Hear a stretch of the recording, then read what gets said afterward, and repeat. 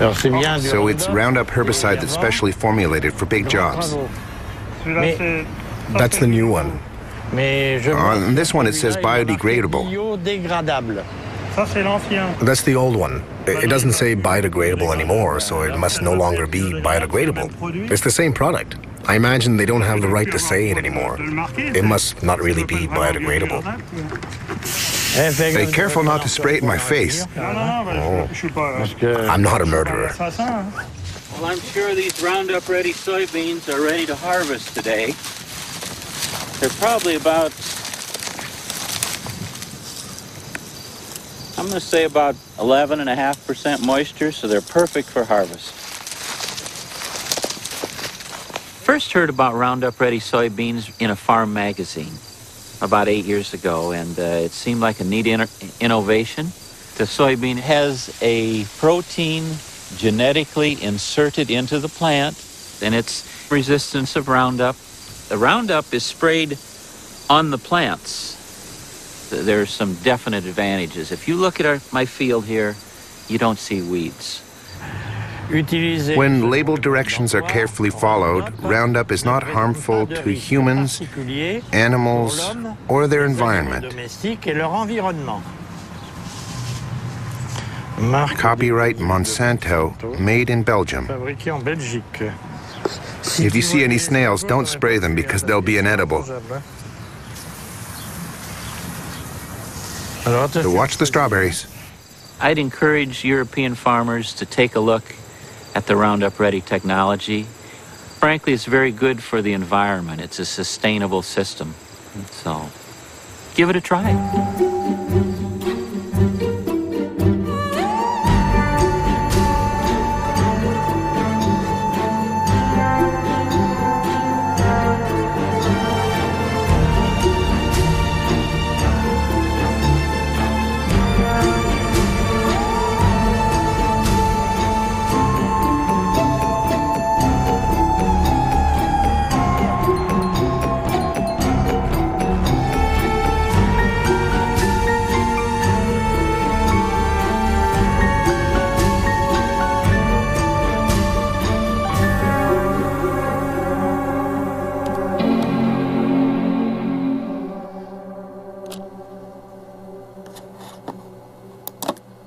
Monsanto.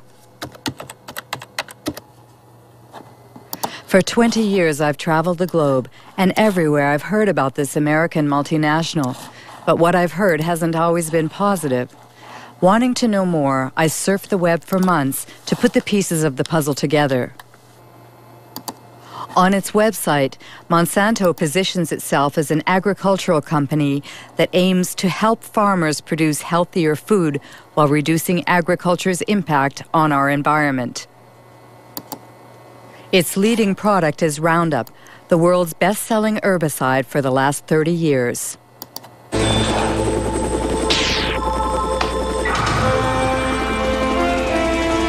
One shot, all it takes for weeds, Roundup.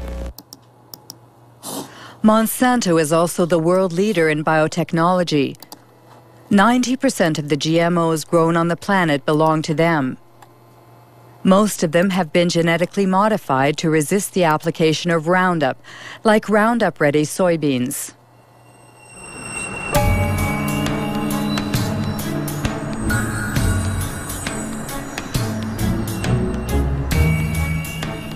Monsanto's GMOs have invaded the planet, but no ag industry product in history has ever incited as much controversy and passion. Why?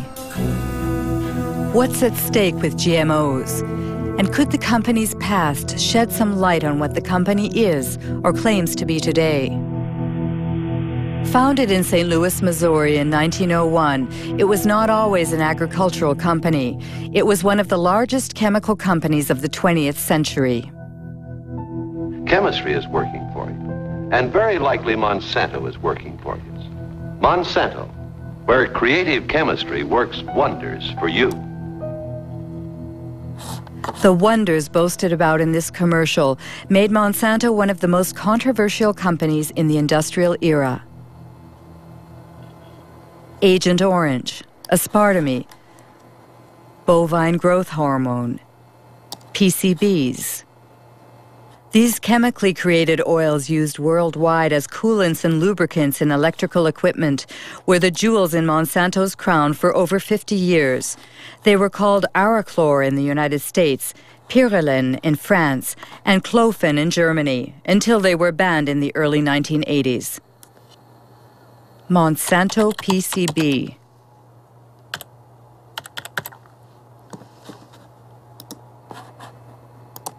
A Washington Post article from 2002. Monsanto hid decades of pollution. It happened in Anniston, Alabama.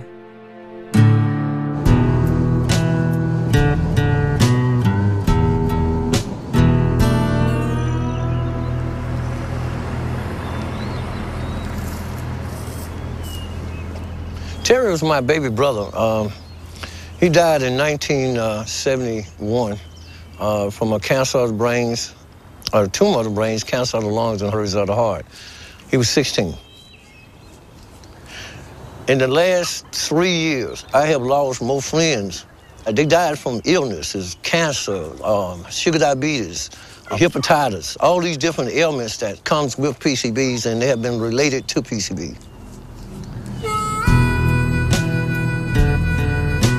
This is Monsanto Road.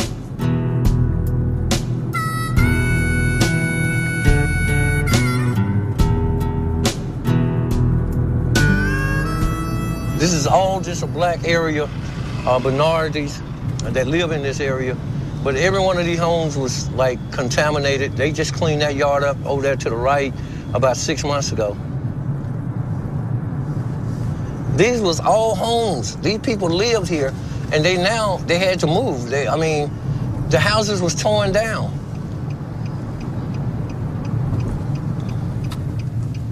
My brother fell dead right around the house. This is the house I was raised in.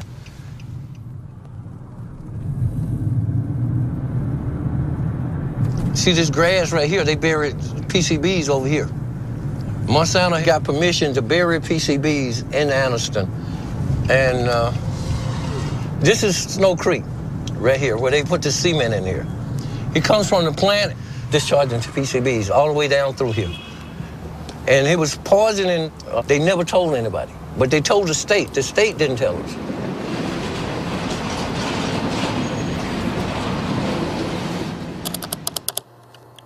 PCB Monsanto knew, but what exactly did they know? An environmental organization in Washington, D.C., headed by Ken Cook, has put internal Monsanto files online. Most of them are classified confidential.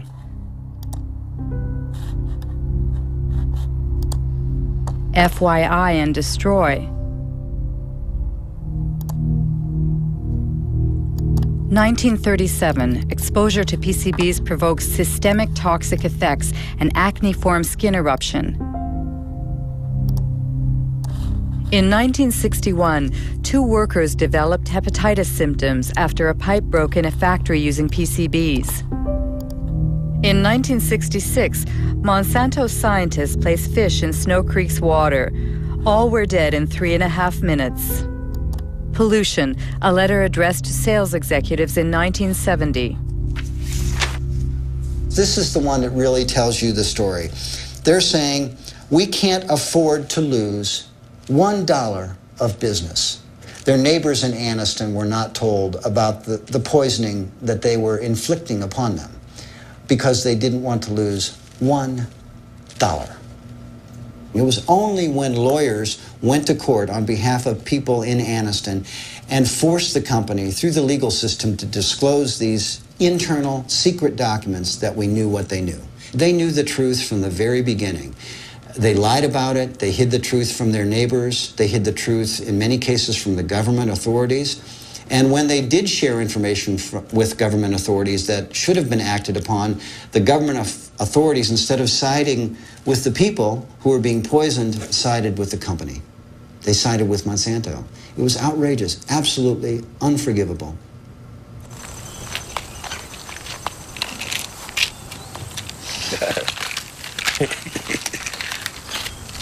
Oh, these are all your medicines? Yeah. Well, no, that ain't all of it. I got some more here. How much you have in you? 63.8 in the blood. In the blood. If they took a fatty biopsy of him now, he probably would top the scales of about 3,000 or 4,000 parts per billion or more. And which is the level acceptable? I mean, acceptable is 2 part per billion. That's standard all around the world. But these people, we have more in our bloods and in our body than actually anywhere else in the world. It's usual here to speak about his PCB level. We all talks about it because it became a household word now. Kids used to run up to me, Mr. Baker, I got tested. I had 3 part per billion in my blood. How long do you think I got? That's a horrible story. But what do scientists think about it? On the web, you can find numerous articles concerning the effects of PCBs on human health. David Carpenter is one of the most qualified specialists in the field. He carried out the testing for the Anniston residents. We all have PCBs in our bodies. The polar bears and the penguins have PCBs. And what has happened is in the past, there were a few sites where PCBs were released, but over time, they've gone into the air, they've gone into the water, they've transported, so the whole world is now contaminated with PCBs. The issue is that many diseases are caused by PCB exposure. The one everyone knows about is cancer.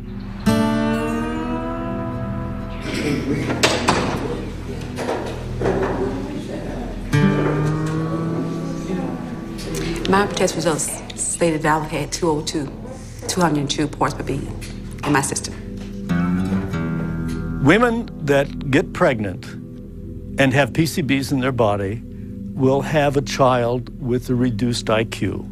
29.6. PCBs cause reduced thyroid function. Of 1,800. PCBs interfere with sex hormones. Pass away, just let me pass away. Pass away in peace. He's gonna pay, I said then. He is gonna pay for the way that he has done to us. In 2001, 20,000 Anniston residents filed 2 lawsuits against Monsanto. Monsanto and its subsidiary, Solutia, settled by paying $700 million to compensate the victims, to clean up the site, and to build a specialized hospital. But no Monsanto executive was ever sued. To do justice. Under American law, in most instances, it's very rare for executives or officials in these companies to be held criminally responsible. So we have the civil system, the civil courts. We make them pay. And the truth of the matter is, in most instances, the price these companies pay decades later is a fraction of their profits. And this is why it pays to keep these problems secret. And it makes you wonder what they might be keeping secret now. I have to say, we would never trust a company like Monsanto to tell the truth about a pollution problem or about a product. We would never trust them. Ken Cook says we would never trust a company like Monsanto. So what about Roundup, the world's favorite herbicide used by gardeners and farmers alike? What is it exactly? It's the brand name Monsanto gave to glyphosate, a so-called non-selective or total herbicide, because it destroys all plants. First sold in 1974, it owes its great success to Monsanto's unwavering claims that it is biodegradable and good for the environment. Voici Roundup, le premier désherbant biodégradable. Il détruit les mauvaises herbes de l'intérieur jusqu'aux racines et ne pollue ni la terre ni l'os de Rex. Roundup, le désherbant qui donne envie de désherber. Roundup biodegradable. Ken Cook was right. The company was found guilty of false advertising. Twice. The first time was in New York in 1996. And the second was in France just last year. The judges found that the wording biodegradable, leaves the soil clean and respects the environment were false advertising. Especially since, according to tests performed by Monsanto itself, Only 2% of the product had broken down after 28 days. That's why Monsanto recently removed the word biodegradable from its containers. But that's not all. Many scientific studies have shown that Roundup is highly toxic. For example, Roundup provokes cell division dysfunction, a study by Professor Robert Bellet.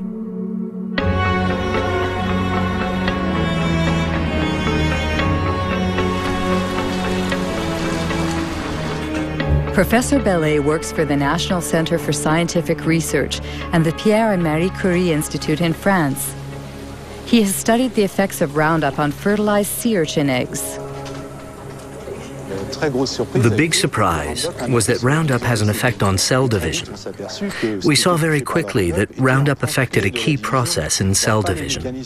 Not the cell division mechanisms themselves, but those which control cell division. You have to understand how cells become cancerous. In the beginning, all cells are benign, and then at a certain point, modifications take place in the cells that make them unstable from a genetic point of view. This is the first malfunction that we observed with Roundup. It is for that reason that we consider that Roundup provokes the first stages that lead to cancer.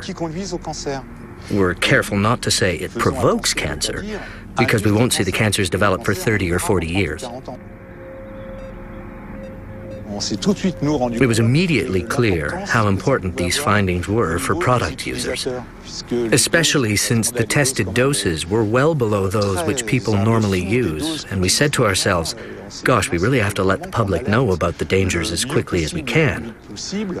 And I thought the best way to do that was to talk to my administration. But there, I was shocked, very, very shocked, because I was ordered, rather, not to communicate our findings due to the GMO question lurking in the background.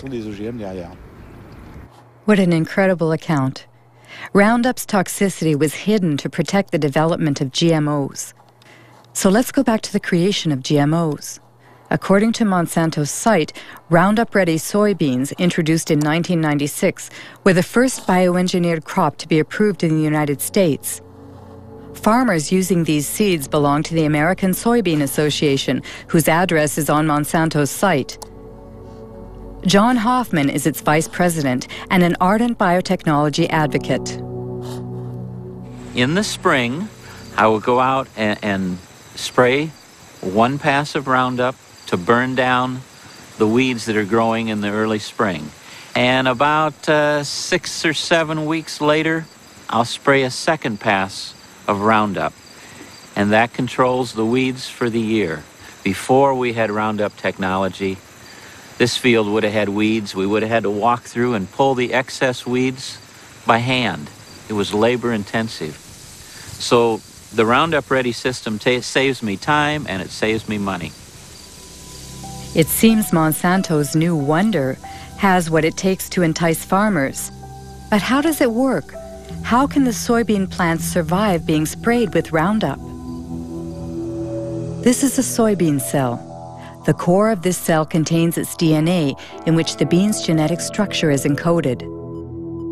In order to create its GMOs, Monsanto breaks the species barrier using a Roundup-resistant gene harvested from a bacterium. This gene is placed on microscopic particles of gold, which are fired into the soybean cells with a gene gun. The gene penetrates the DNA and creates a protein, making the plant resistant to Roundup. When the herbicide is sprayed on the crop, it kills all the weeds, leaving the soybean plants intact. One must admit that the process is an incredible technological feat.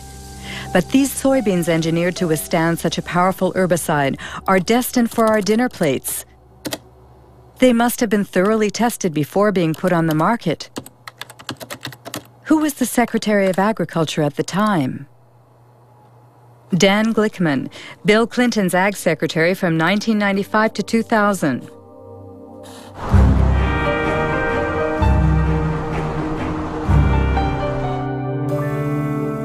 What I found in the early years I was involved in the regulation of biotechnology, that there was a general feeling in agribusiness and inside our government in the U.S. that if you weren't marching lockstep forward in favor of rapid approvals of biotech products, rapid approvals of GMO crops, then somehow you were anti-science and anti-progress. Well, I think that, frankly, there were a lot of folks in industrial agriculture who didn't want as much analysis as probably we should have had because they had made a huge amount of investments in the product. I mean, I think that, and certainly when I became secretary, given the fact that I was in charge of the department regulating agriculture, I had a lot of pressure on me not to push the issue too far, so to speak. But I would say even when I opened my mouth in the Clinton administration, I got slapped around a little bit by not only the industry, but also some of the people even in the administration. In fact, I made a speech once where saying that we needed to more thoughtfully think through the regulatory issues on GMOs. And I had some people within the Clinton administration, particularly in the U.S. trade area, that were very upset with me. They said, how could you in agriculture be questioning our regulatory regime? In a nutshell, in the United States, the Secretary of Agriculture doesn't stand a chance against the multinationals. But just how are GMOs regulated in the United States? The most crucial policy on the subject was published by the FDA, the Food and Drug Administration, which is legally responsible for regulating the safety of food and medicine. Title: Foods Derived from New Plant Varieties. Date: May 29, 1992. Principle 1. Foods derived from genetic modification are regulated within the existing framework that applied to foods developed by traditional plant breeding. Obviously, the FDA decided not to create a special category for GMOs. For further information, contact James Mariansky, who headed the biotechnology department at the time.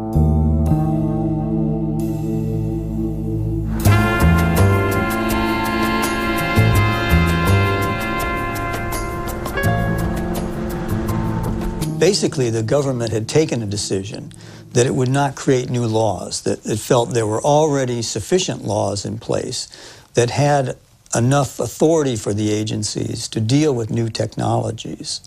That means the White House asks the agency to write a policy where GMOs should not be submitted to a specific regulatory regime? But it's not based on scientific data. It's a political decision? Yes, it was a political decision. It was a very broad decision that didn't apply to just foods. It applied to all products of biotechnology. Unbelievable. James Mariansky admits that GMO regulation was based on politics rather than science. How exactly did they justify their decision? Principle 2.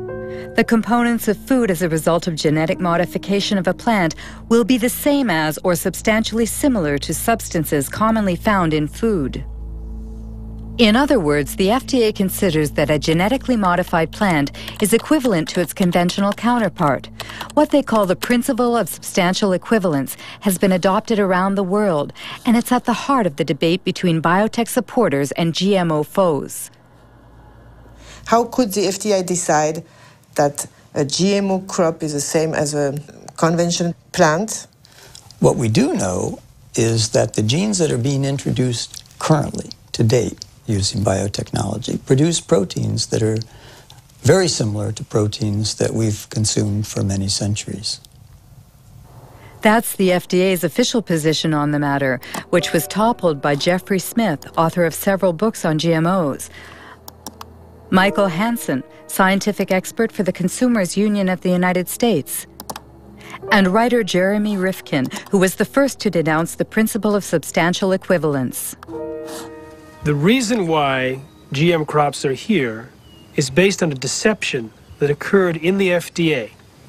They said that these foods are not different. They use the word substantially equivalent. They use the word not meaningfully or uniformly different. And what that turned into was a terminology called generally recognized as safe. or GRAS. Typically, if something is to be considered generally recognized as safe, it needs lots of peer-reviewed published studies and an overwhelming consensus among the scientific community. With GM crops, they had neither. What FDA was saying was if you introduce a gene into a plant, that gene is DNA, and we've consumed DNA. We have a long history of consuming DNA, and we can establish that that is GRAS. We were trying to say that these things should be considered food additives.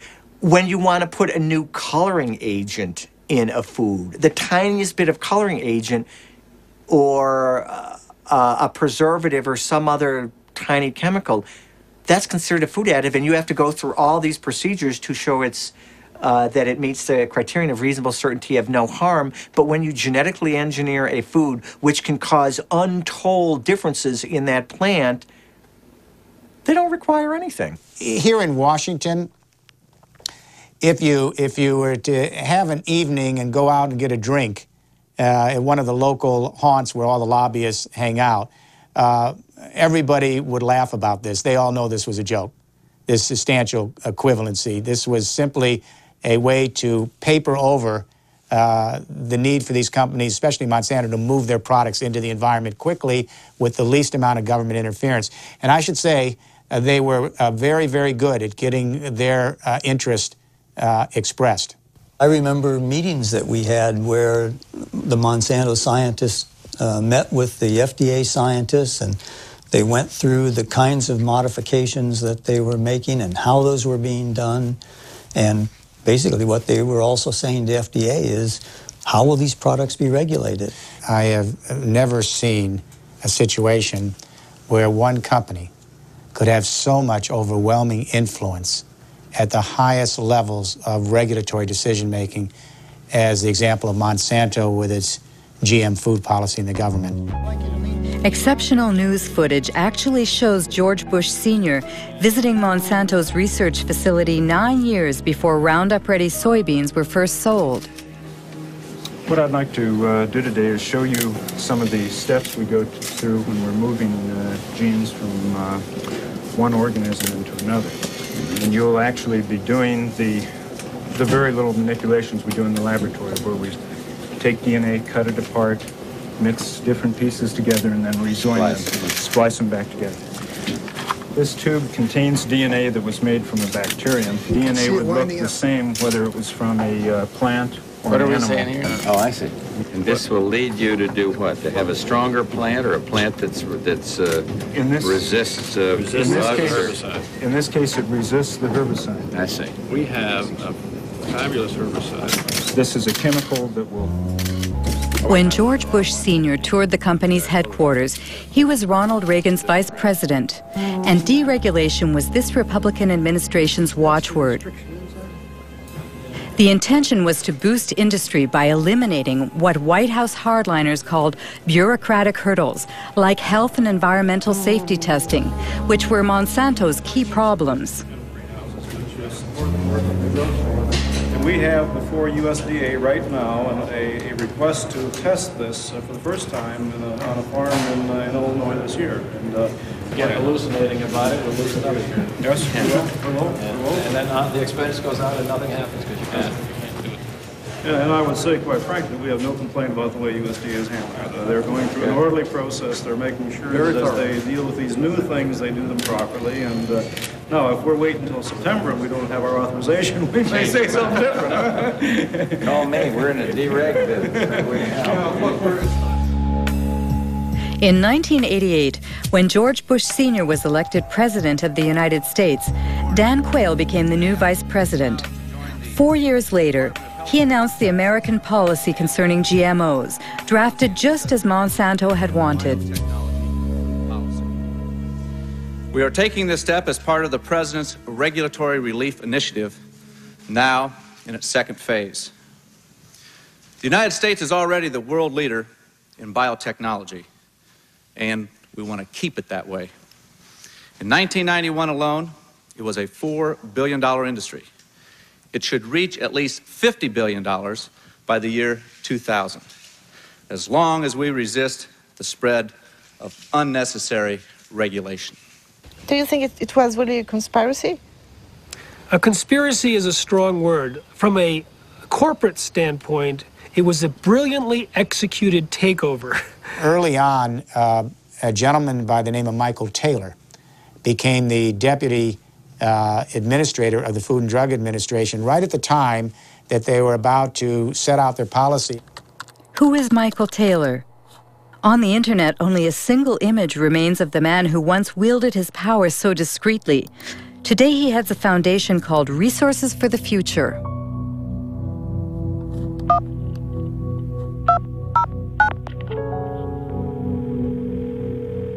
Hello, Marie-Monique speaking. Hello, it's Mike Taylor. My questions are about your role. I mean, when you were working at the FDA, before being hired by the FDA, you worked as an attorney for Monsanto during 7 years, didn't you? Well, I was a partner in a law firm of which Monsanto was a client, and I worked on some Monsanto matters, yes. And apparently, if I understood well what I read, the FDA created a new position for you, Deputy Commissioner for Policy? Well, because there was a special need at that time at the FDA because of the new GMOs? It had nothing to do with GMOs. Nothing at all to do with GMOs. I wasn't the author of these policies, but that's just false. He moved over to the FDA in July of 1991.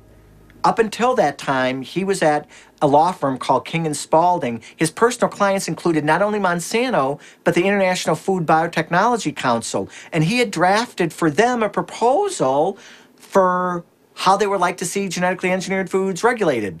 And if you look at the proposal that was written for IFBC, that was Michael Taylor's, with the final one that was published, it looks very, very similar. So if he didn't write it, it looks like somebody took what he wrote and changed it slightly for the policy. Mr. Taylor was the deputy commissioner at the time, and he provided the leadership for the project and served as the chief, the sort of the lead policy person in terms of making sure that the project got done. So Monsanto played that game very well, both the political game and the regulatory game. They played a key role in bovine growth hormone in getting that thing approved, and also in how genetic engineering was dealt with. Michael Hansen has just mentioned bovine growth hormone. What's that? It's a transgenic hormone that's injected into cows, increasing dairy production by 20%. It would be an understatement to say that it had critics. The hormone threatens our health. Deadly poison. Manipulation.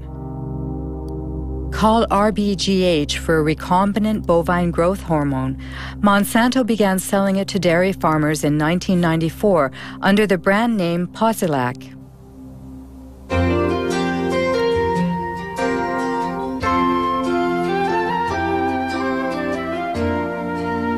Posilac is the single most tested new product in history. You'll soon see the dramatic results Posilac can offer you. In 1985, Monsanto submitted Posilac to the FDA for market approval. The experts at the FDA's Center for Veterinary Medicine reviewed the studies that the company had carried out on experimental herds. At the FDA, the veterinarian in charge of reviewing the data was Richard Burrows. In an interview, he stated that agency officials had suppressed and manipulated data.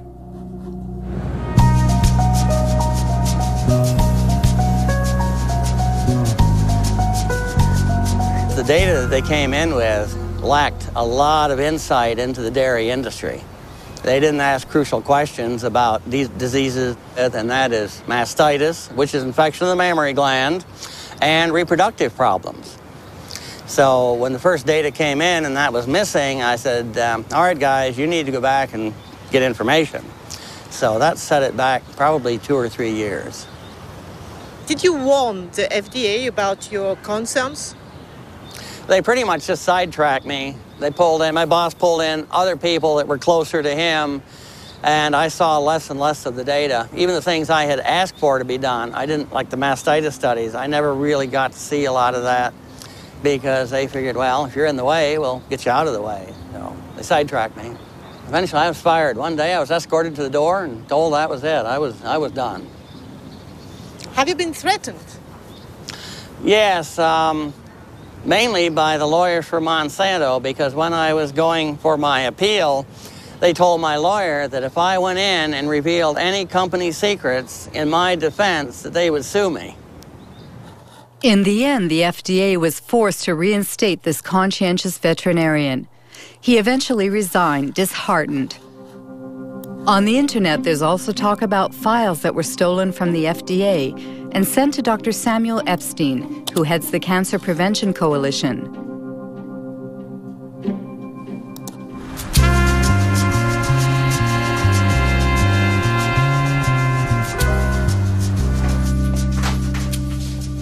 In 1990, Samuel Epstein published an article in The Milkweed, the standard for dairy reporting, edited by Pete Hardin. The scoop was based on the secret documents that the two men scrutinized. One morning, I came in, I think in October of that year, I came into my office and found a great big box of documents. And it came from Washington, but no indication as to who sent it. This was a box of files of all Monsanto records which had been submitted to the FDA on the veterinary tests in the preceding 6 years or so. Well, this was great fun. Many of these documents are original documents, and as it says here, company confidential. It contains confidential information which may not be reproduced, revealed to unauthorized persons, or sent outside the company without proper authorization. As an investigative journalist, that's the kind of stuff I like to report. Revealing this information made Monsanto and FDA very, very angry, because what we were able to establish is that there were dramatic physiological changes in the animals that received the shot, the hormone shots, compared to their control group peers.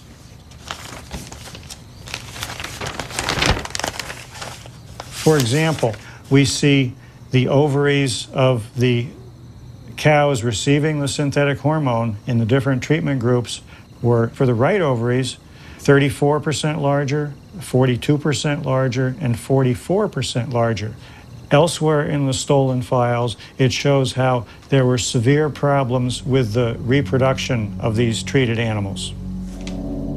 The data is conclusive. We provided the data, the raw data, and summary data is peer-reviewed data not done by us to support the submission.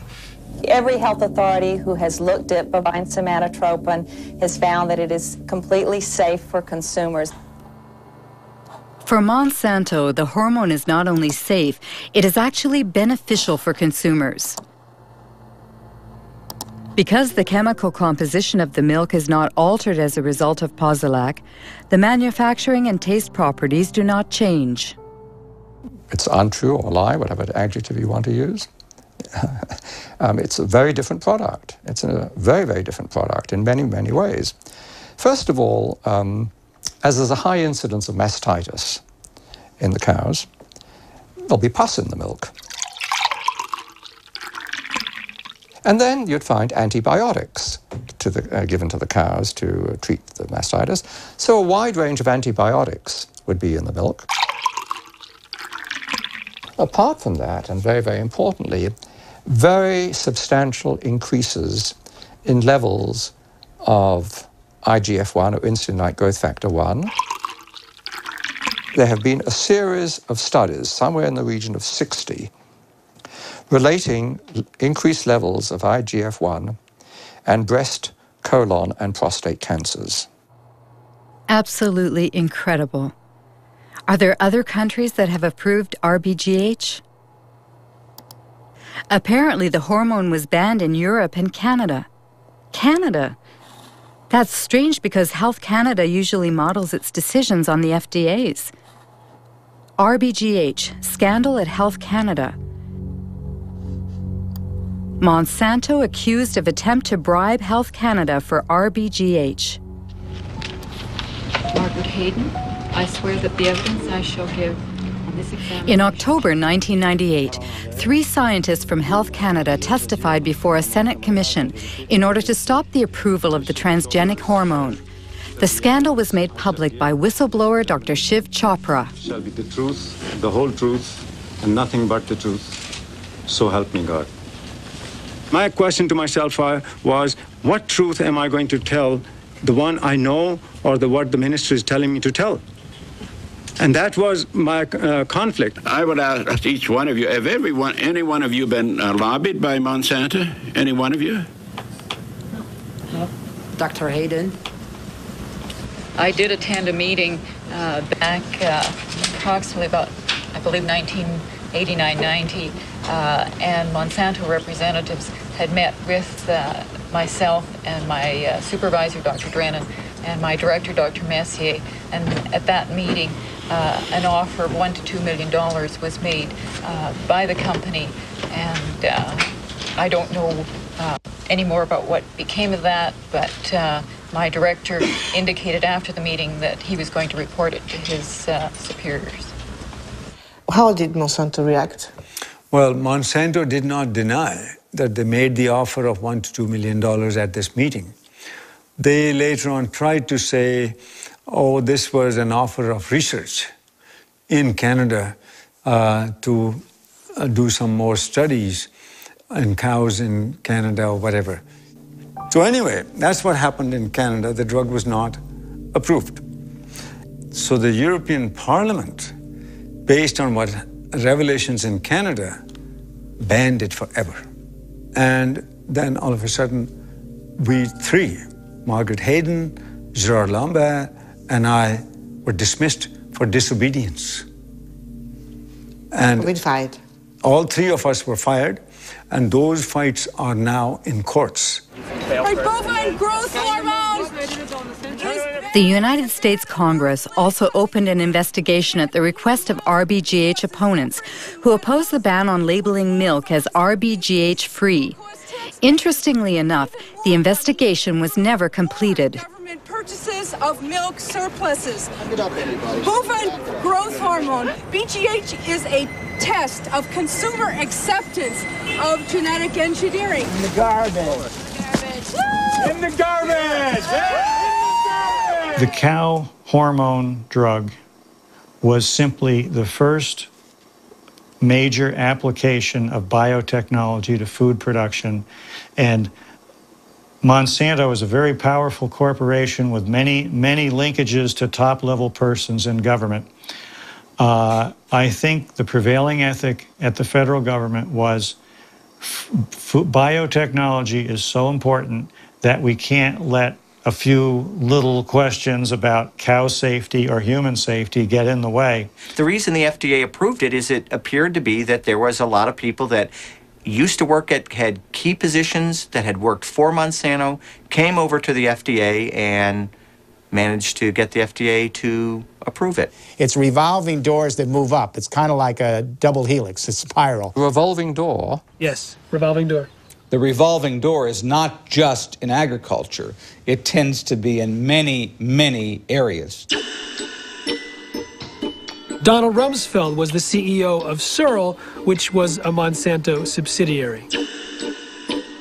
The former U.S. Trade Ambassador, Mickey Cantor, ended up on Monsanto's board. Supreme Court Judge Clarence Thomas used to work for Monsanto. Monsanto revolving doors. The state of affairs in 1999 includes Linda Fisher moves from the Environmental Protection Agency to Monsanto, Michael Friedman from the FDA to Monsanto, Marcia Hale and Josh King from the White House to Monsanto, Margaret Miller from Monsanto to the FDA, William Ruckelshaus from the EPA to Monsanto, and let's not forget Michael Taylor, who went back and forth several times. Once your mission carried out by the FDA, you became Monsanto's vice president for public policy. Right. So there is no conflict of interest for you.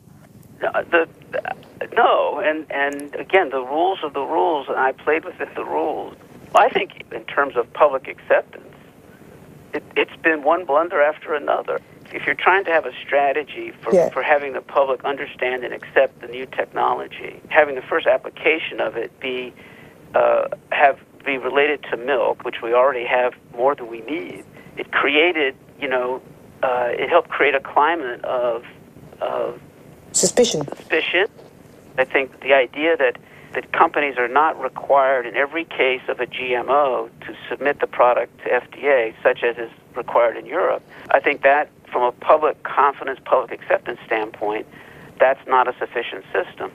I personally have said that Congress should change the law. Congress should create a mandatory notification system that ensures that every product is looked at by FDA and that FDA makes a safety judgment about every product. That's some very compelling testimony. It seems that Michael Taylor has qualms about the policy he signed in 1992. What about the FDA's own scientists? Was there a consensus on the GMO regulations? FDA documents show they ignored GMO safety warnings from their own scientists, written by Steve Drucker.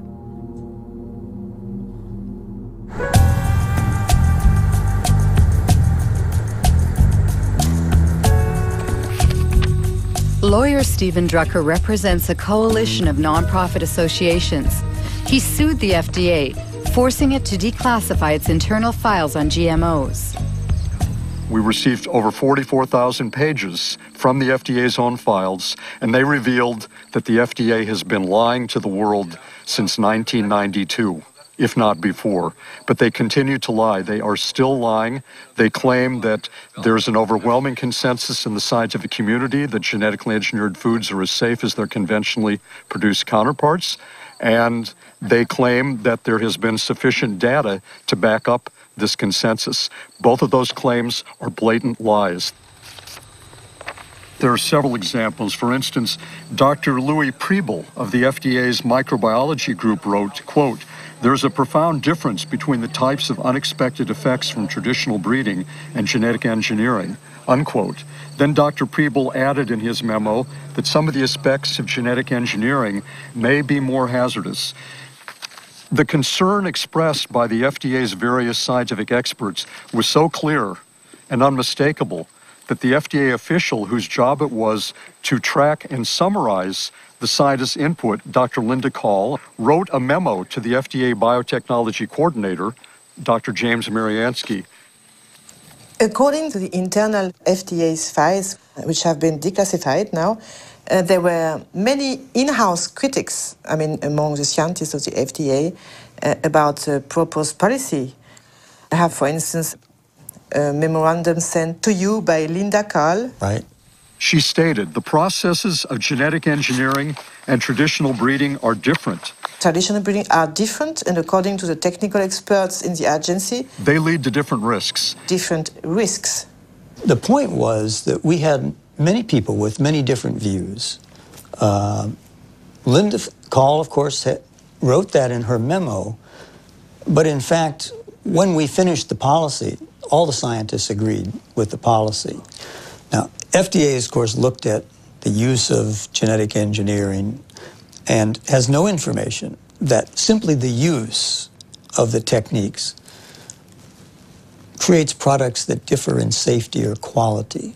Even before the consistent warnings in the memos from the FDA's own scientists, the FDA had very clear warning because the very first genetically engineered food supplement that came to market in the United States caused a major epidemic. Do you remember what happened in 1989 with L-tryptophan? You remember? Yes. It was a bioengineered amino acid. We know very well what's amino acid and... Right. That killed dozens of people and made hundreds and hundreds sick. It caused an epidemic of an unusual disease called EMS. Right. And how many people died? Right, but we have many... 37, and more than 1,000 people disabled. You remember? I do remember. And you said, according to FDA administrative record, we do not yet know the cause of EMS, nor can we rule out the engineering of the organism. Did you say that I read? Yes. Amazing. James Mariansky can't rule out the possibility that it's the genetic manipulation itself that triggers unexpected side effects. But he did nothing. Have any independent scientists investigated this question, which is crucial for consumers? Arpad Pusztai, world-renowned scientist, lost his job when he warned about GE Foods. 1998.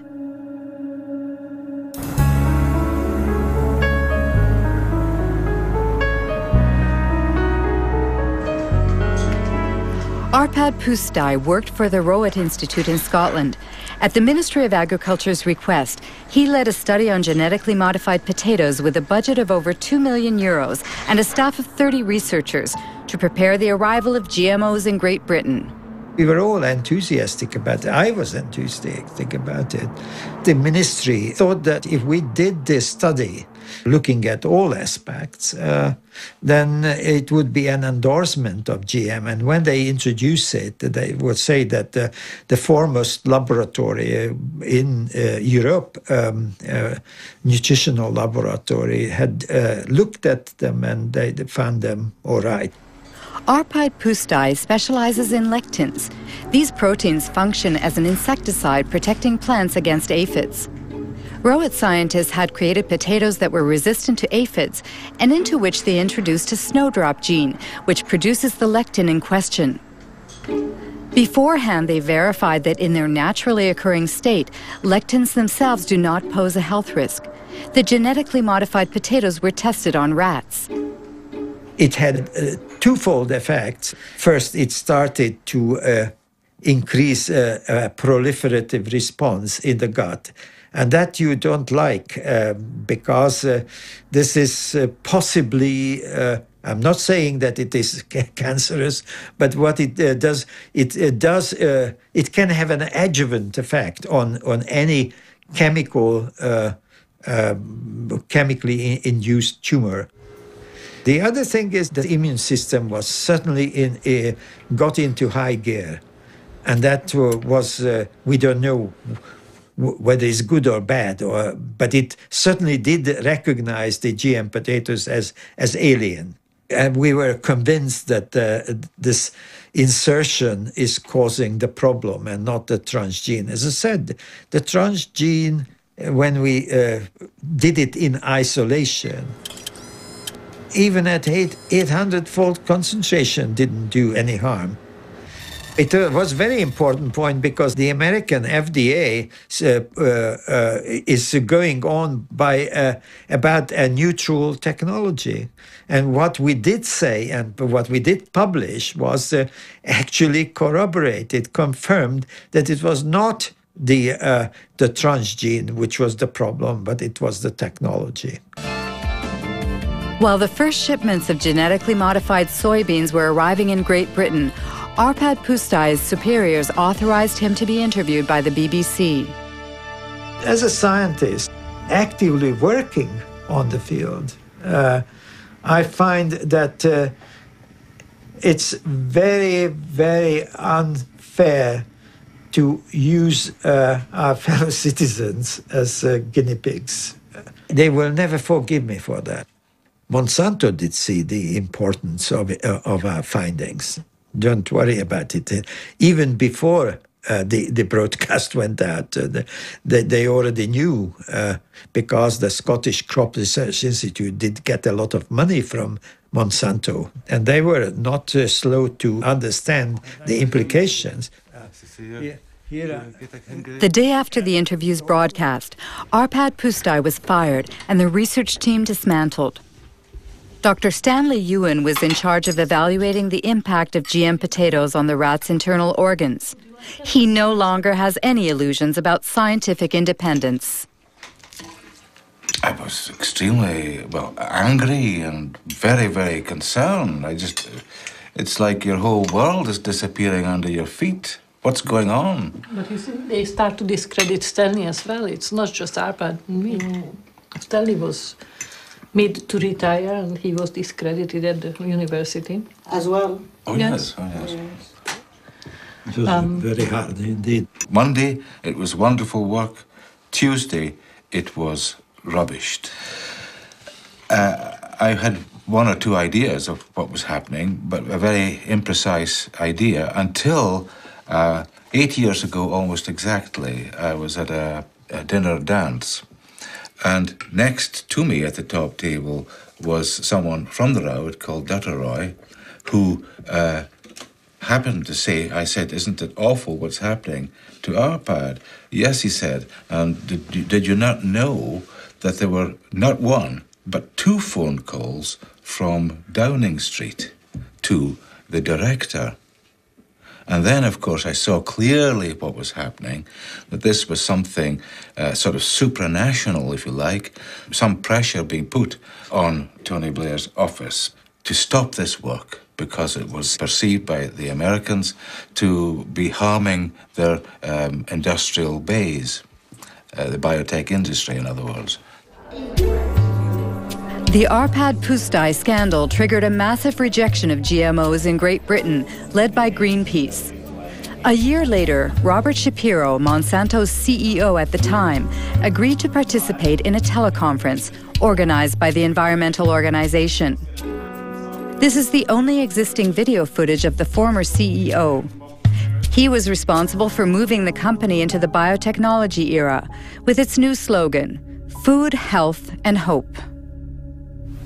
Monsanto made huge efforts to push its products in every direction with the full support of multinational food manufacturers, retailers, communications firms, regulators, even governments. You behave not as a company offering life and hope, but as bullies, trying to force your products on us. If I'm a bully, I don't feel that I'm a very successful bully. I want to start by emphasizing that biotechnology is a tool. Biotechnology in itself is neither good nor bad. It can be used well or it can be used badly. The products that are on the market have been reviewed through the regulatory processes that society has established in order to assure not only safety, but the environmental safety of the products themselves.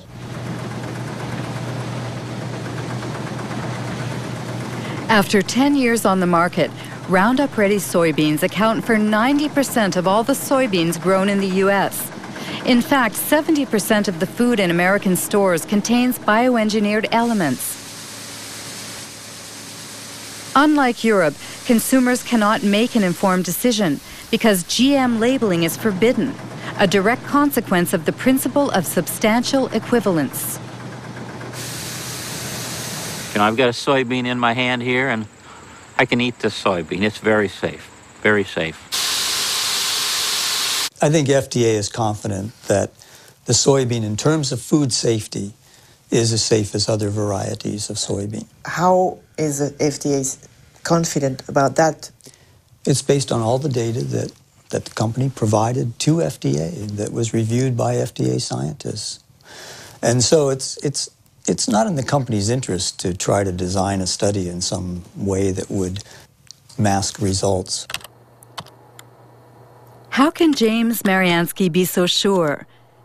If I type in Monsanto falsified scientific studies, I get 174,000 hits. Among them, a report from the EPA of the United States. Monsanto accused of falsifying studies concerning the carcinogenicity of dioxin.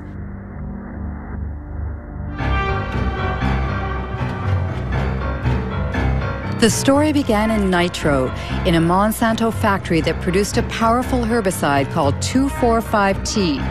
In 1949, an explosion in the factory provoked unexpected side effects. 228 workers developed an extremely disfiguring illness called chloracne. It's caused by dioxin, which is a highly toxic byproduct of 2,4,5-T.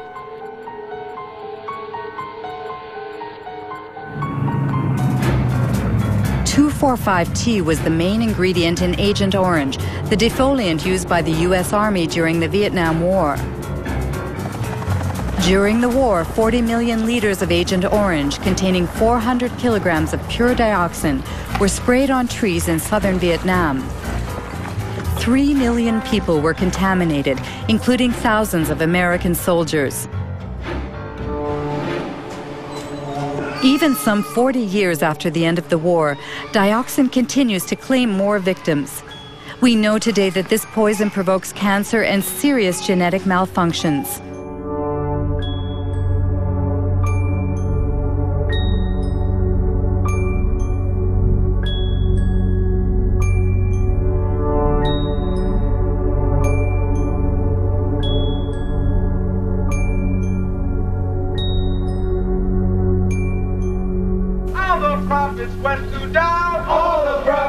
In 1978, while American Vietnam veterans were suing the makers of Agent Orange, Monsanto sponsored studies on the long-term effects of dioxin.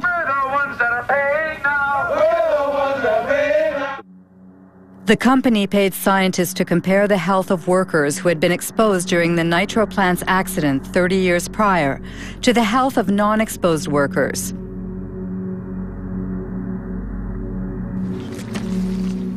There are two experts on the subject. William Sanjour, who led the Toxic Waste Division of the Environmental Protection Agency, and Gerson Smoger, a lawyer who represents Vietnam veterans.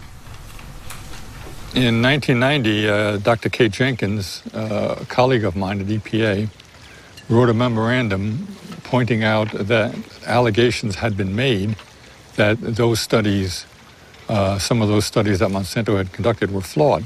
And if they were done correctly, would have reached just the opposite result of that Monsanto had. The Monsanto studies showed that dioxin was not a human carcinogen. That means they had the data first, and then they manipulated how they were going to look at that data to come up with the conclusion they want. It's absolutely, you never do a study that way, never. And they did it absolutely wrong, and they achieved what they wanted. And it came out later that there were people that had cancer that in one of these two studies were listed as being exposed to dioxin. And the same 5 people in another study were listed as not being exposed. When you put all these cancers into the unexposed, then it looked like the unexposed people were getting as much cancer as the exposed. And they said, but there's no difference. See, they're the same. So then thousands of veterans were disallowed benefits because of exposure to Agent Orange. So all policy was affected by those studies for 7 to 9 years in this country. Being a good scientist and a good EPA employee, and someone, by the way, who's quite fearless, Kate Jenkins wrote a memorandum to the EPA Science Advisory Board asking them to review these 2 studies to see if they were correctly done.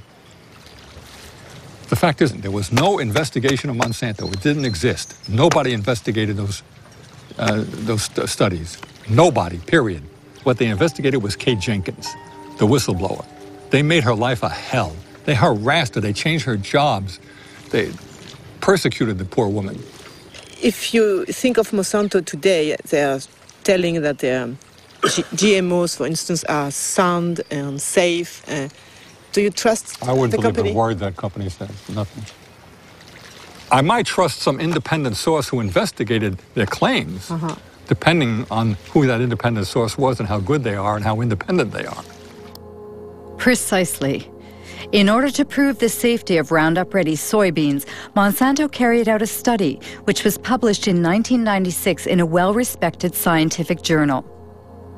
The study was supposed to assess the effects of GM soybeans on animal health, specifically on rats.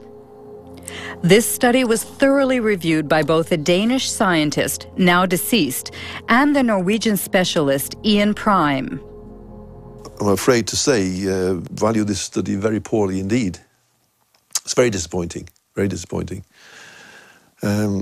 Especially because this paper sort of served as a basis for the whole principle of substantial equivalence.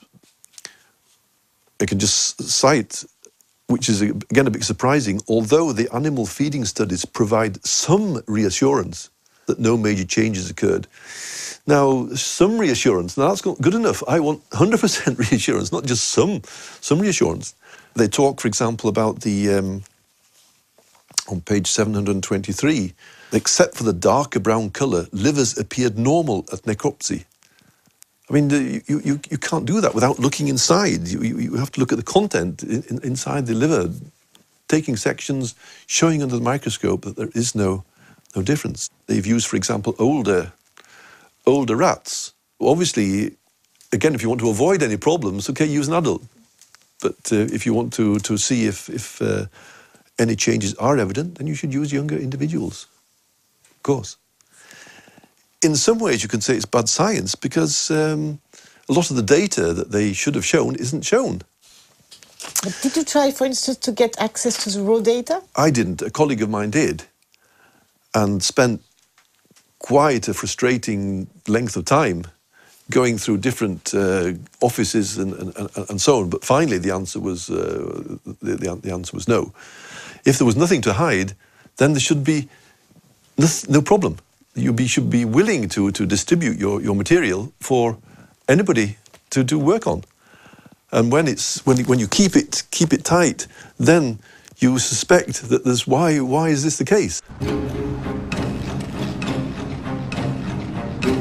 One thing is sure, thanks to this limited study, Monsanto's GMOs have inundated the world, principally in North and South America, Asia, and Australia. After only 10 years, transgenic crops now cover 250 million acres. 70% are Roundup resistant, and 30% have been genetically modified to produce an insecticide called BT.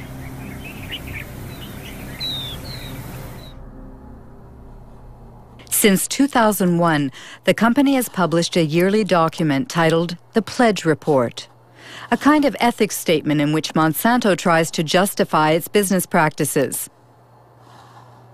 At the heart of the opposition to GMOs is the subject of patents.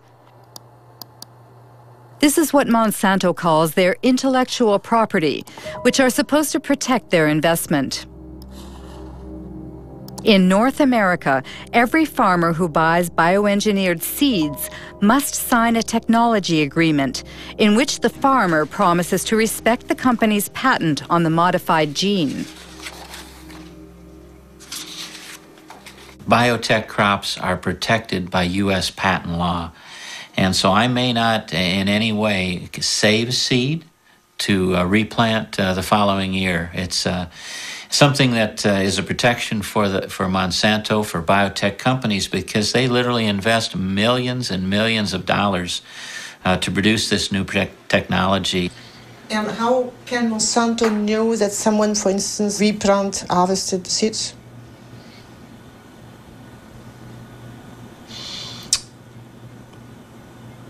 I'm not sure how to answer that. No, how they would know if someone replanted seed. That's a good question for Monsanto. The question is so touchy that Monsanto prefers to circumvent it by making glorious promises. In cases of unintended appearance of our proprietary varieties on a farmer's field, we will surely work to resolve the matter to the satisfaction of both the farmer and Monsanto.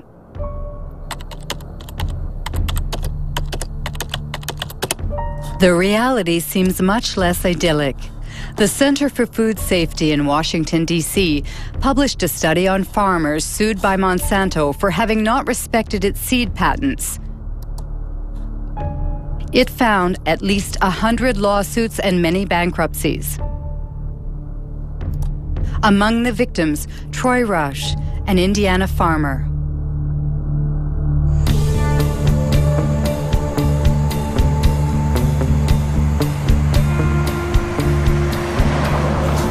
Our story starts back in 1999. A gentleman, and I use that term loosely, showed up at my mother and father's farm, and he claimed to be a private investigator hired by Monsanto. And he was out investigating farmers saving their own seed, and asked us, he'd come right out and ask us if we'd saved their seed. And we told him no, we had not, and offered up our herbicide purchases and seed purchases, all the receipts and everything. Told him where everything was purchased so he could go check it out for himself. He declined that offer.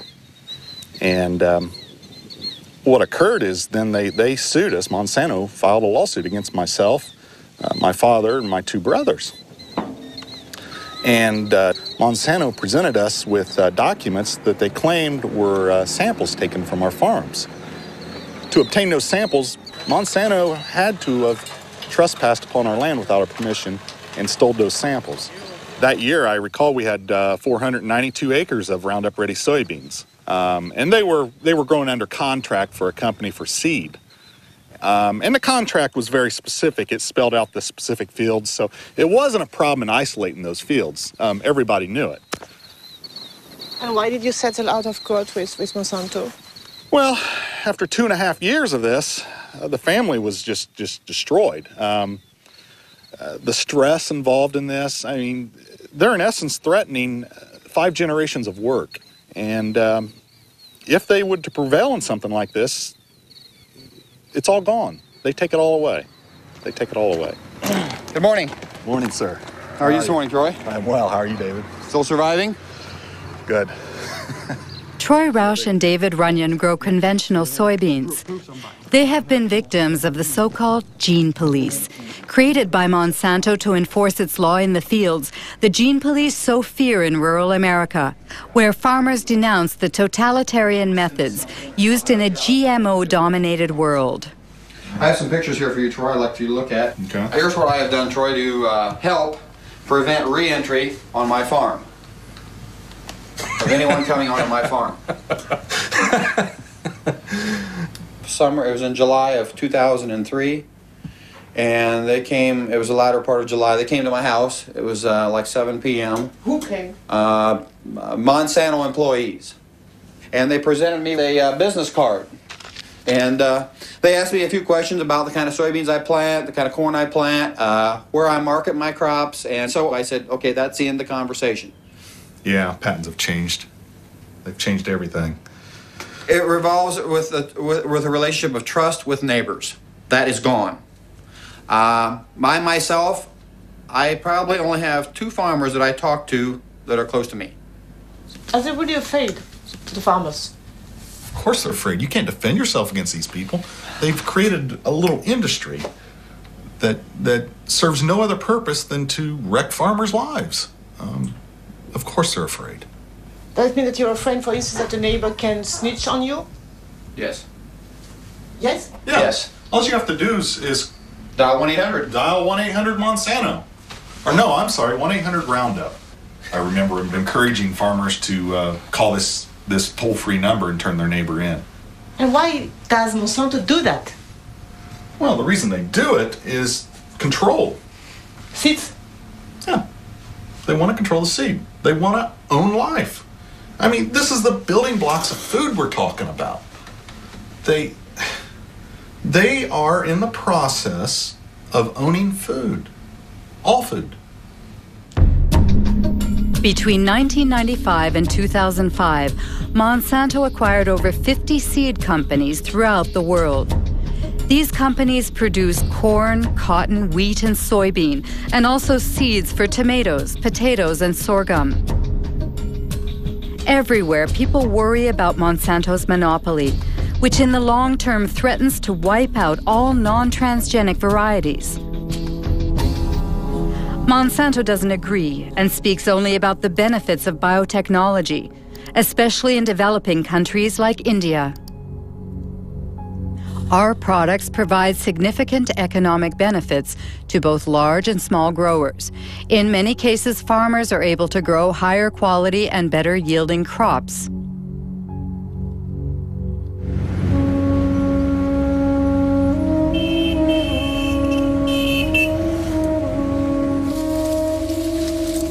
India is the world's third largest cotton producer. In 1999, Monsanto acquired Mahiko, the country's leading seed company. 2 years later, the Indian government authorized the sale of BT cotton under the brand name Bolgard. It is genetically modified to produce an insecticide which repels bollworms, a cotton parasite.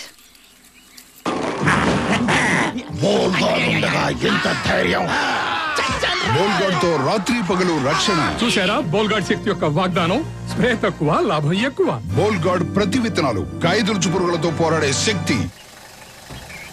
Since 2001, Kiran Sakari and Abdul Gayam have been closely following the transgenic cotton grown by small farmers in the Warangal district. Every year, the two agronomists publish a report comparing bioengineered cotton with conventional cotton in terms of yields and production costs. In 2006, the harvest was ravaged by a disease that affects transgenic cotton. This is a Bolgard field. We can see some of the rhizoctonia affected plants.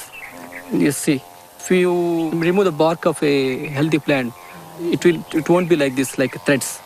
See, it's a classic example of rhizoctonia infestation. The farmers, they have never seen that. And when we were doing our study from 2001, we have noted this disease on very few samples in the BT cotton only.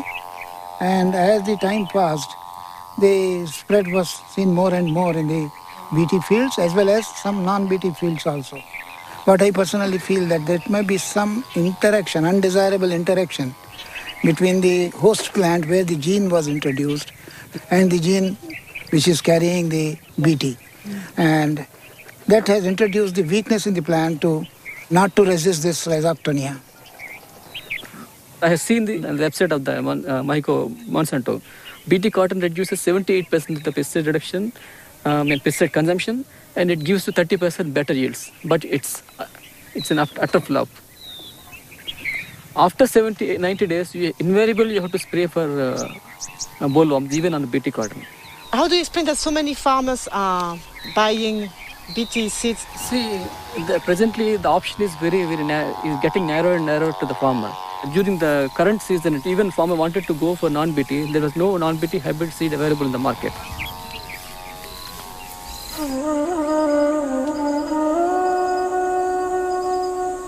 Today in India, Monsanto controls nearly all of the cottonseed market, forcing the locals to buy its seeds at prices 4 times higher than conventional varieties. Small farmers must turn to moneylenders who charge high interest rates. If the harvest is poor, it means bankruptcy, a vicious circle which is decimating Indian villages.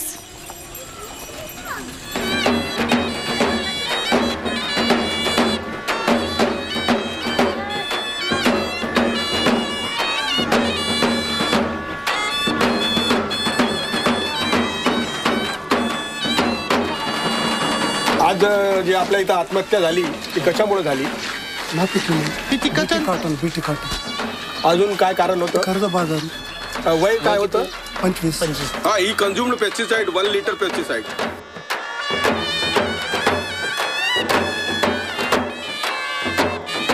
पहिलं suicide आहे का? नाही. जगात किती झाली?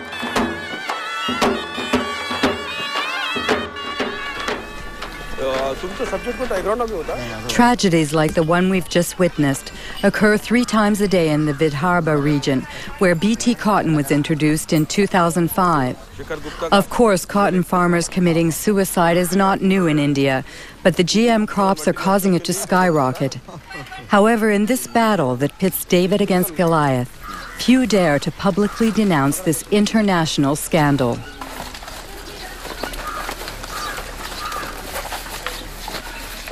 This is Vidarbha's rice growing belt.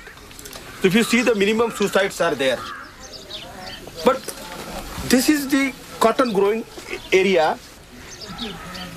The result of the BT cotton is the first year 600 suicides from June 2005 to June 2006.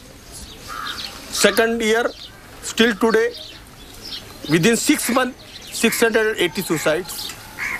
So it's a disaster. It's a complete disaster, yes. All these technologies, either it is GM or biotechnology, they are actually making the farmers completely dependent on the market. Because not only that you have to pay more for the seed procurement, but you have to fertilize it. And this very claim that no spraying is required, no pesticide required, is also false.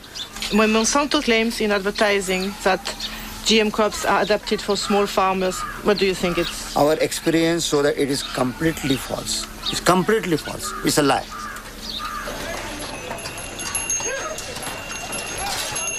On this day in December of 2006, a revolt was brewing in the largest cotton market in the state of Maharashtra. 3 days later, riots broke out and dozens of small farmers, including Kishore Tiwari, were arrested. बहुत कम भाव में ले रहे माल और काश्तकार करके परेशान हो रहे. तुमचं किती आहे बेटा कर्ज? 32,000 rupees a day. तुमचं 60,000 rupees a day. तुमचं 50,000 rupees a day. 20,000 rupees a day. 50,000 rupees a day. 15,000 rupees a day. किती लोकांना बीटी लावायचं नाही पुढच्या हातवर? सर्व. They don't want to go for the BT.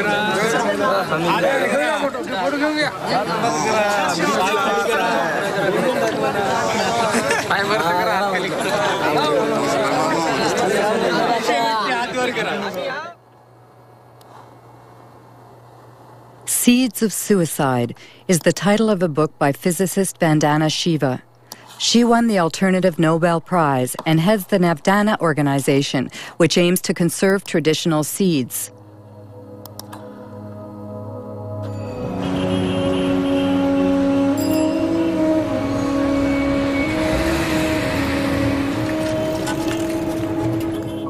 In the beginning, Vandana Shiva's battle was against the first Green Revolution, which brought industrial agriculture to India in the 1960s. Today, she denounces what she calls the second Green Revolution, that of GMOs protected by patents. The difference is that the first Green Revolution was public sector driven. It was driven by government agencies. The government agencies control the research. In the case of the second Green Revolution, it is driven by Monsanto. It is a Monsanto-driven revolution. The second big difference is that the first Green Revolution did have a hidden objective of selling more chemicals. But its first objective was providing food. It was food security. And yes, they grew less pulses, they grew less oilseeds, but they did grow more rice and wheat. It fed people. The second Green Revolution has nothing to do with food security. It's not about food security. It is about returns to Monsanto's profits. That's all it is about. They've always said genetic engineering is the way to get to patenting, but patenting is the real aim. If you look at Monsanto's research agenda, they are testing at this point something like 20 crops with BT genes in them. There's nothing they're leaving untouched. The mustard, the okra, the brinjal, the rice, the cauliflower. Once they have established the norm that seed can be owned as their property, royalties can be collected, we will depend on them for every seed we grow, of every crop we grow. If they control seed, they control food, they know it, it's strategic, it's more powerful than bombs, it's more powerful than guns. This is the best way to control the populations of the world. Monsanto responds to Ms. Shiva's persuasive argument by brandishing its pledge: integrity, dialogue, transparency, and sharing. We want to participate constructively in the process by which societies around the world try to develop good answers to those questions. Are the products going to be safe for the environment? How are they going to affect biodiversity? How are they going to affect other plants and insects and birds? What about outcrossing of genes? What happens if genes do outcross into wild species? To me, that means, among other things, listening carefully and respectfully to all points of view. Despite Robert Shapiro's placid demeanor, he has just touched on a subject that greatly troubles GMO opponents: transgenic contamination, which Monsanto prefers to call an adventitious presence that's part of the natural order. According to a study led by Berkeley professor Dr. Ignacio Chapela, GMOs have already contaminated Mexican corn. But when the scientific journal Nature published the study's findings, it triggered a violent controversy.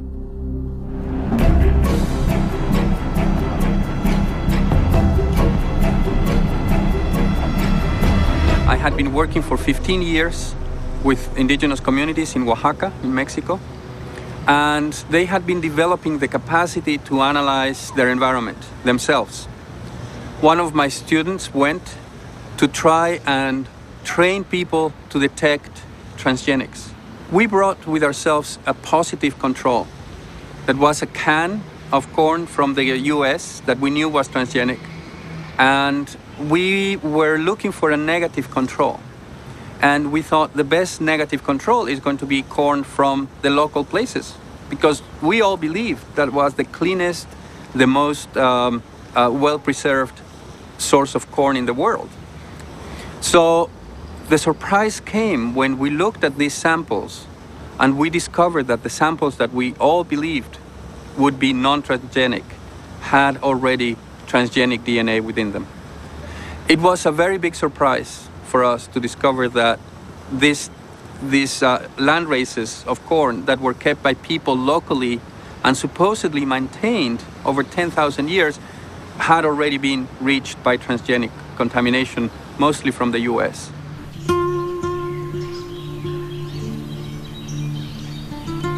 Mexico is the center of origin for corn.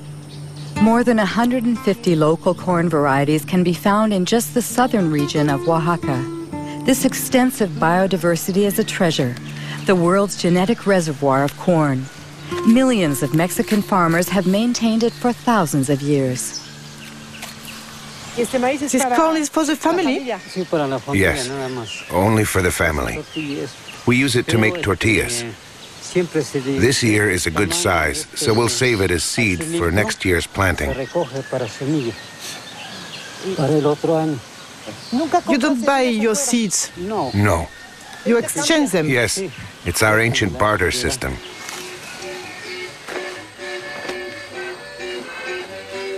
To preserve its corn's diversity, Mexico has banned genetically modified crops. However, due to the NAFTA free trade agreement it signed with the United States and Canada, Mexico cannot stop the massive importation of American corn, 40% of which is genetically modified. This industrial corn, as it's called in Mexico, is highly subsidized by the U.S. government. So on local markets, it costs half as much as traditional Mexican corn.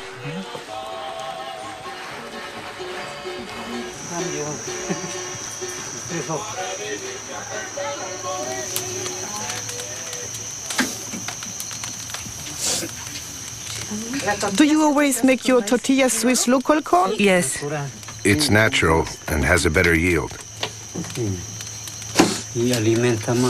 Also, it's more nourishing because it comes from pure soil.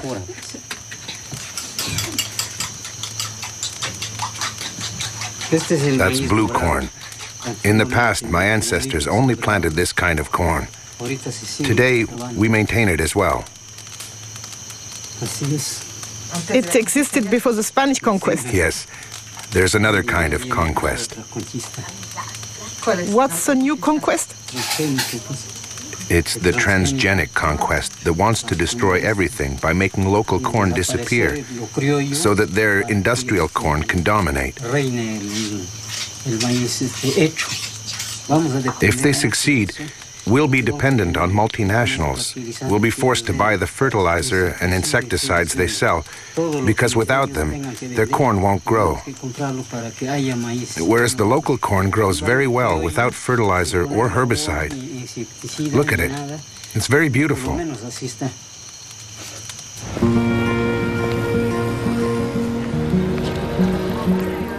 Ignacio Chapela's article provoked a violent reaction in Mexico.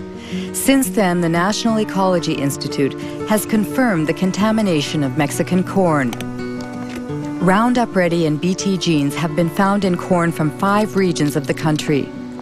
What would happen if bioengineered corn crossed with traditional land races? Dr. Alberas Buya led a study using a local flower. She inserted the same gene in several specimens and then observed their growth. We observed that 2 plants, strictly identical from a genetic point of view, in other words, they both have the same genome, the same chromosomes and the same transgene. The only difference is that the transgene is located in different places. And well, once they grew, these plants presented a phenotype. That is to say, flower shapes that were very different. Some have flowers that are identical to their natural counterparts, like here, 4 petals with 4 sepals, but others have abnormal flowers with abnormal hair or strange petals. In addition, some are completely monstrous. The only difference in all of these plants is the location of the transgene, which was inserted randomly. Why is that worrisome? In Mexico, once the transgenic corn seeds have been released into the environment, it's very likely that the transgenes will insert themselves into the genomes of the local Mexican varieties. It's an unavoidable phenomenon, because corn plants cross naturally by wind-blown pollen. Given that, we fear that the genetic resources of traditional corn will be uncontrollably affected.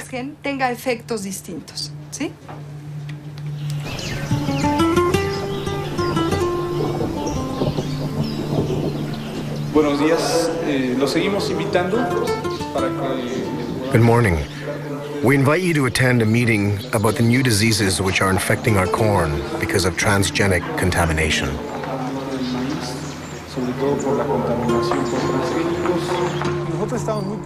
Aldo heads an organization of indigenous people.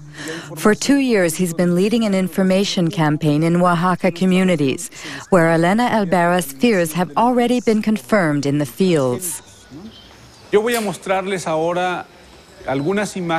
I'm going to show you some photos of some corn plants that we took in our region of Sierra Juárez. We'd like to know if you have already seen this type of plant in your community.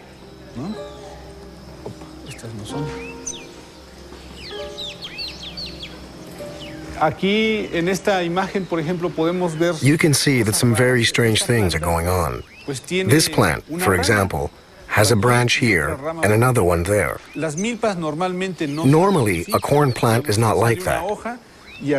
There is always only 1 ear per leaf. But look here. There are 3 ears coming out of the same leaf. They are really monsters. We sent a plant sample to a biotech lab to see if maybe it contained genetically modified genes. Unfortunately, the test came out positive. Usually, we see these types of plants along the roadside or in people's yards. It's possible that people buy corn in a shop and they drop some kernels while walking. Some kernels germinate. This is how traditional corn became contaminated.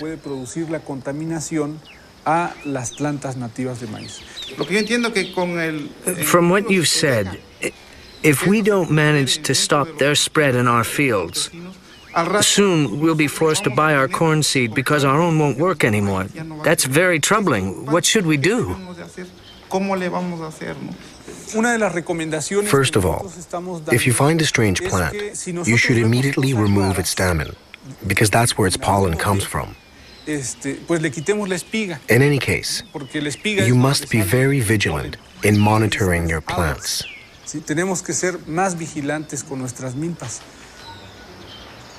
Don't you think it's Monsanto's strategy, what they couldn't achieve legally, they are trying to force through contamination? Yes, we end up wondering if the contamination wasn't intentional. If the center of origin of corn becomes contaminated, the rest of the planet could follow. Contamination only benefits multinationals like Monsanto. How did Monsanto react to Ignacio Chapella's study on Mexican corn contamination? Monsanto's Dirty Tricks campaign against fired Berkeley professor Ignacio Chapella. An article by Jonathan Matthews, who heads GM Watch, a GMO information service based in southern England.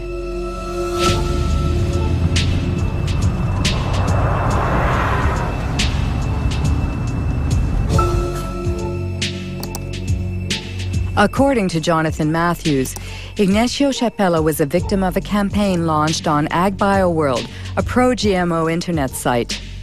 On the eve of the article's publication in Nature, a certain Mary Murphy posted an email that AgBioWorld distributed to thousands of scientists around the world.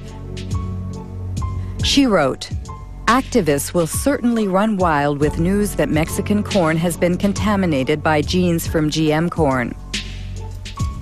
The very next day, a certain Andora Smetacek posted a second email. Activists first, scientists second. It's totally a smear campaign, and this is what happens over the first couple of days. You get Murphy and Smetacek coming in, then others come in and they say, we have to campaign on this, we have to inundate Nature, we have to go to the editor of the journal and we have to say this research isn't valid. Smetacek and Murphy, we'd been tracking them for some time and trying to work out who they were. In the case of Smetacek, we could look at the technical headers on the email. It says received from, and then we've got an internet protocol address. If we go off to a website registration site, now all we have to do is just to copy that IP address, organization name, Monsanto Company, and based in St. Louis. Then Mary Murphy left behind details that enabled us to track who she was. So if we look here at the information that appeared, posted by Mary Murphy, and then we get the IP address bw6.bivwood.com.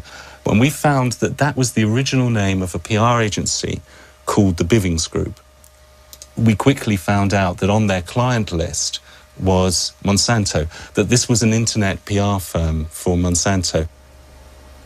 That means fake scientists. Very dirty tricks. Yeah, no, we're talking very dirty tricks here. Yeah, I mean, there's no ethics at all in what's going on here. It shows an organization that is determined to push its products into countries around the world, and it's determined to destroy the reputation of anybody who stands in their way. Jonathan Matthews' accusations were covered in the British press, but Monsanto chose to ignore them. As it continues its unrelenting rise, the company defends its vision of a transgenic world that will resolve the problems of famine and the environment in perfect harmony. Practical experience clearly demonstrates that the coexistence of biotech, conventional, and organic systems is not only possible, but is peacefully occurring around the world.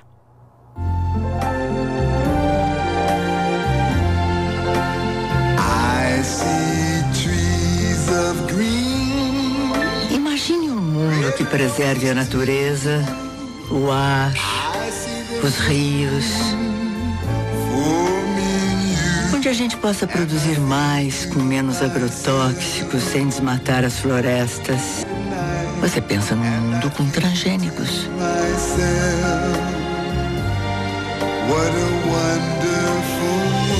Uma iniciativa Monsanto com apoio da Associação Brasileira de Nutrologia.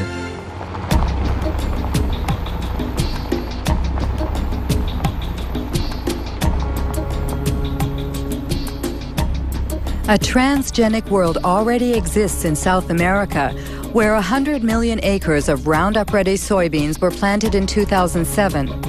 Their conquest started 10 years ago in Argentina, the only country to have officially authorized transgenic crops. Since then, GMOs have mysteriously spread to neighboring countries, like Brazil and Paraguay seen here. In 2005, Paraguay finally legalized these smuggled crops to save their soybean exports to Europe, where labeling GMOs is obligatory. In reality, for the Ministry of Agriculture, the deed had already been done. We had to authorize GMO seeds because they had already entered our country in a, let's say, unorthodox way. Do you know how transgenic seeds entered the country? Through the black market or smuggling? We don't speak about the black market, but about the blank sack, because these are the seed sacks that have no official markings. Did Monsanto play a role in this seed contraband? It is possible that the company, let's say, promoted its varieties and its seeds, and as I told you, the government had to react after the fact to authorize what was already a reality.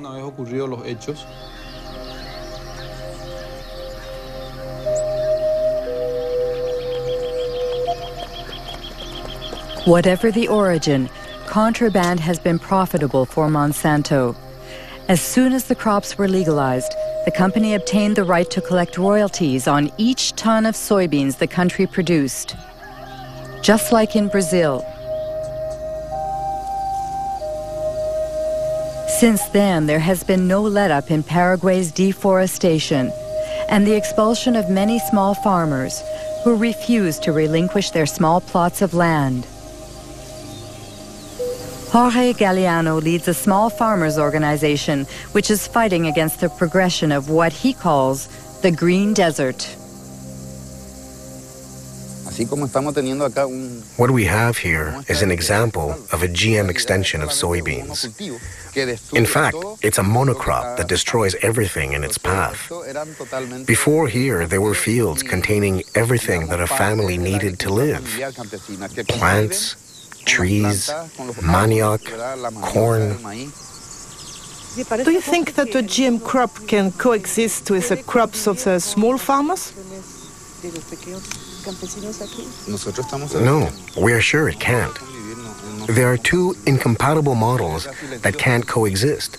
It's a silent war that eliminates communities and families of small farmers. In addition, it destroys the biodiversity of the countryside. It brings death, poverty, and illness, as well as the destruction of the natural resources that help us live.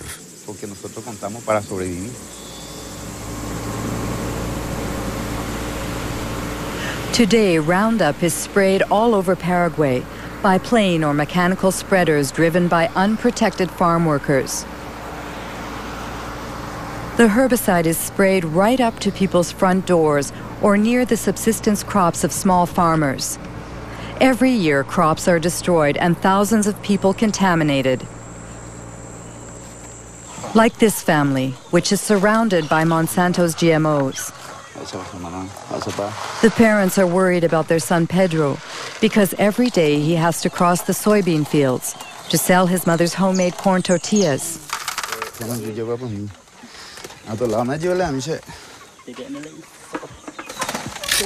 How long has he had that?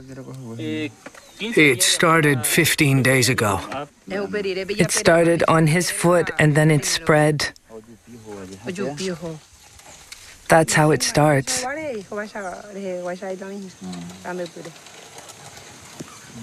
Does he have a headache?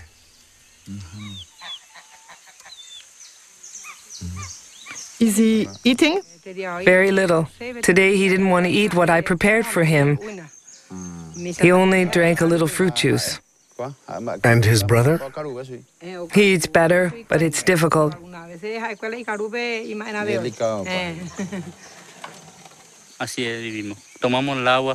That's the way we live. Recently, we lost 60 ducks and geese. They took a few steps, and then they fell down, dead as doornails. They spray deadly herbicide over there. And when it rains, the water streams down here, and since ducks live in water, that's the result.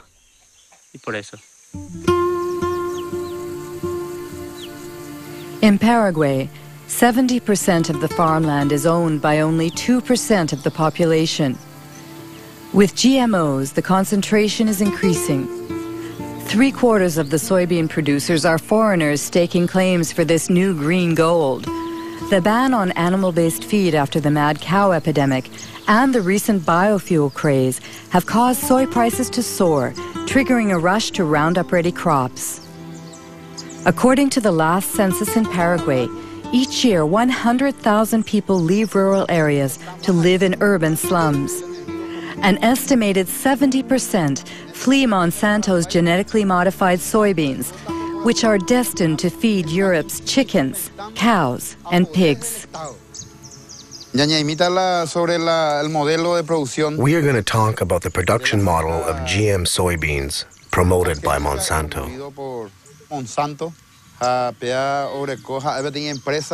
It's a true multinational company. It's everywhere in the world. Its objective is to control all of the world's food production through farmerless farming.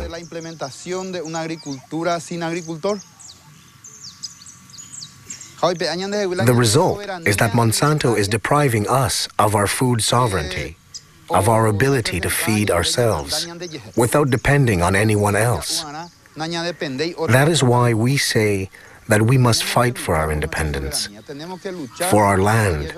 We must defend our communities, our families, and our country. In my case, my family lives in the city, but I don't want to go there. In the city, you have to buy everything, even food. Here, whatever we grow is ours. We can eat whatever we want, but in the city, you can't. If you don't have money, you have to search for food in garbage cans.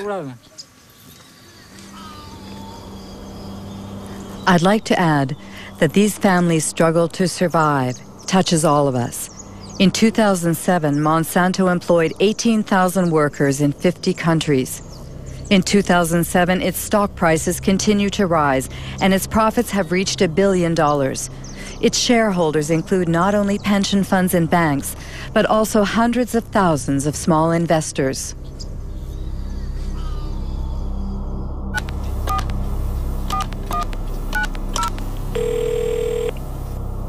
Chris Horner. Hello, Christopher Horner. I'm Marie-Monique Robin from France. Yeah, we appreciate your persistence in asking, but we've had several conversations internally about this and have not changed our position. So there's no reason for us to participate. Our suspicion is that it would not be positive.